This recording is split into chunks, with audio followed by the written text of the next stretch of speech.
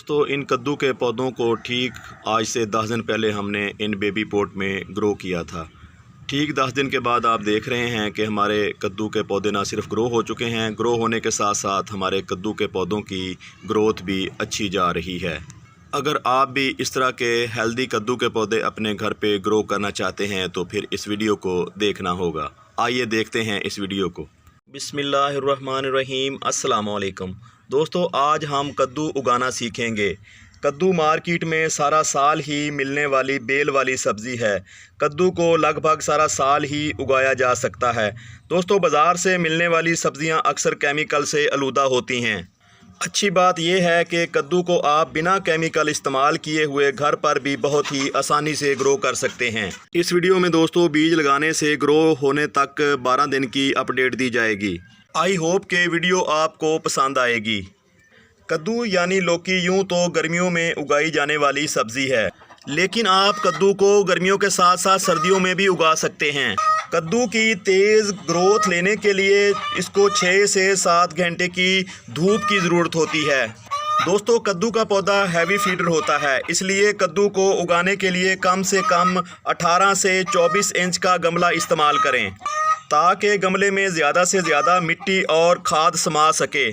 दोस्तों अगर आप घर पे कद्दू का पौधा ग्रो कर रहे हैं तो कम से कम 2 पौधे लाजमी ग्रो करें।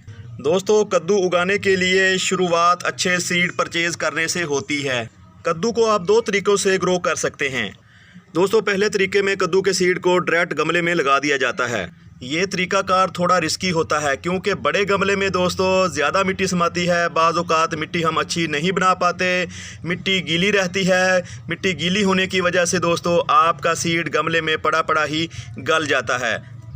अगर आप कद्दू का पौधा घर पे ग्रो करना चाहते हैं या फिर दोस्तों खेत में ग्रो करना चाहते हैं, इसके लिए आपको ये तरीकाकार अपनाना होगा। इस तरीके में आप 100% कामयाब हो जाते हैं। इस तरीके से दोस्तों उगाए हुए कद्दू मरते नहीं, उनका सीड ख़राब नहीं होता, सीड मिट्टी में पड़ा पड़ा गलता नहीं।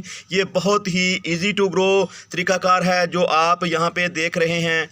अगर दोस्तों आप किचन गार्डनिंग करते हैं फिर तो आप लाजमी ये तरीकाकार इस्तेमाल करें, यानी कि सबसे पहले आप कद्दू की पौध अलग छोटे गमले में तैयार करें, उसके बाद इस पौध को दूसरे बड़े पॉट में ट्रांसफ़र करें। इस तरीके से आपको ज़्यादा सेहतमंद पौधे मिलते हैं और ज़्यादा तादाद में पौधे मिलते हैं। पौध तैयार करने से एक फ़ायदा ये भी होता है, जब आप किसी पॉट में बीज लगाते हैं तो आपको पता चल जाता है कि हमारे पास कितने पौधे ग्रो हुए हैं।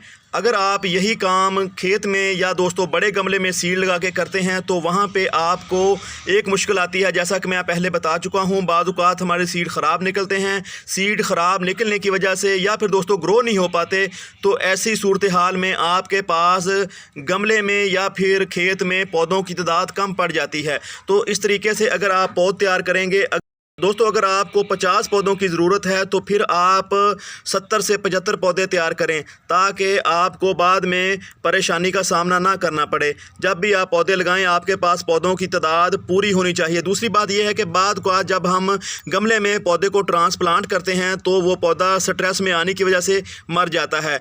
तो जब वो पौधा मर जाता है तो हमारे पास एक पौधे की कमी हो जाती है। तो फिर आपके पास अलग से इस तरह के पौधे पड़े होंगे तो आप वहीं से उठा के फिर उस जगह पे उस पौधे को लगा देंगे। तो इस तरीके से आपको ज़्यादा पौधे मिलेंगे और इस तरीके से लगाए हुए पौधों से आपको पैदावार भी ज़्यादा मिलेगी और आपका ख़र्चा भी कम होगा। आप बाद में आपको मायूसी नहीं होगी। इसलिए दोस्तों आप किसी भी पौधे को ग्रो करना चाहते हैं, ख़ासकर मिर्च, टमाटर, बैंगन या फिर कद्दू, तो पहले इन पौधों की पनीरी तैयार करें। पनीरी तैयार करने के बाद दोस्तों पनीरी को दूसरी जगह पे आप ट्रांसप्लांट कर सकते हैं।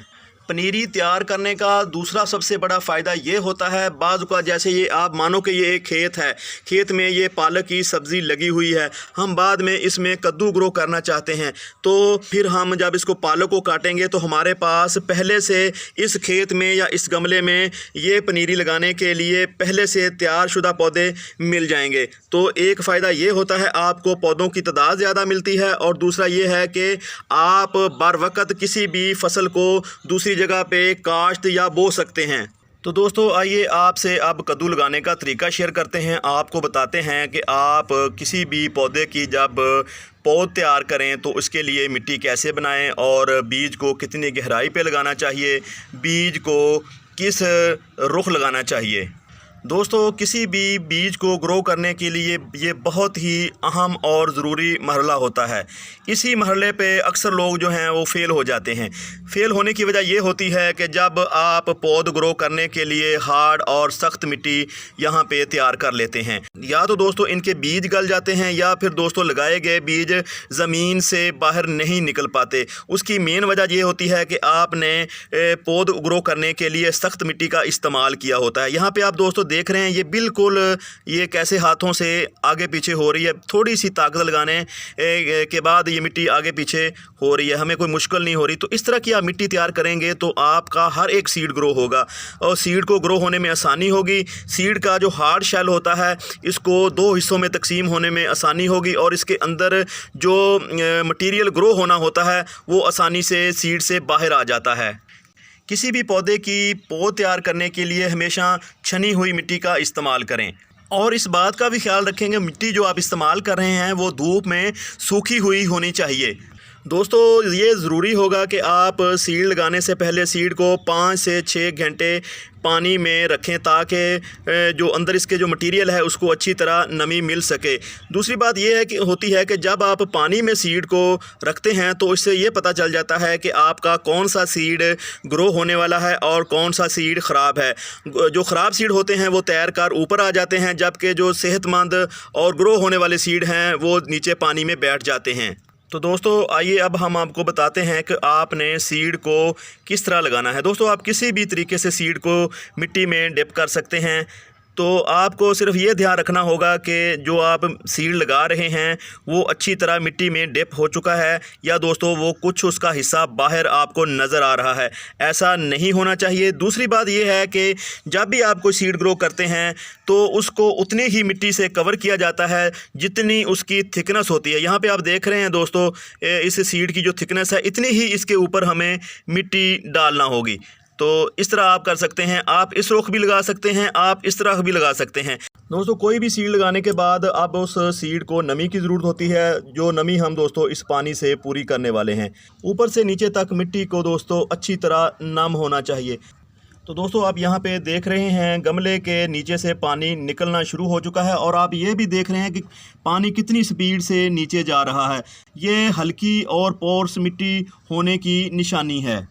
सीड ग्रो होने में दोस्तों 10 से 12 दिन लगेंगे। वैसे तो ये 8 दिन के अंदर ही दोस्तों सीड ग्रो हो जाते हैं जब आप गर्मियों में लगा रहे हों। थोड़ी सी जैसे टेम्परेचर नीचे आते हैं दोस्तों तो सीड को ग्रो होने में थोड़ी सी मुश्किल होती है।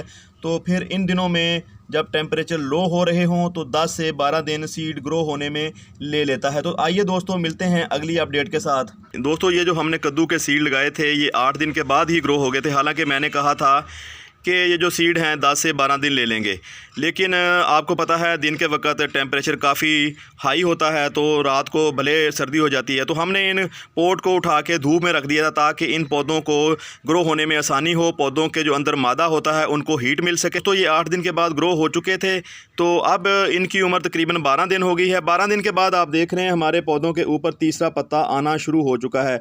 जब पौधों की उम्र 20 से 25 दिन होती है तो पौधों के ऊपर 4 पत्ते मुकम्मल हो जाते हैं। इस मरहले के ऊपर आप इन पौधों को किसी बड़े पॉट में दोस्तों लगा सकते हैं। इनको छोटे पॉट से बड़े पॉट में ट्रांसप्लांट कर सकते हैं। दोस्तों, अगर आप इन पौधों को सर्दी से बचाते हैं तो फिर आप नॉन स्टॉप सारी सर्दियां इन पौधों से सब्ज़ी हासिल कर सकते हैं। दोस्तों, शर्त यह है कि आपको इन पौधों को किसी टनल में लगाना होगा या फिर ऐसे शापर में रखना होगा।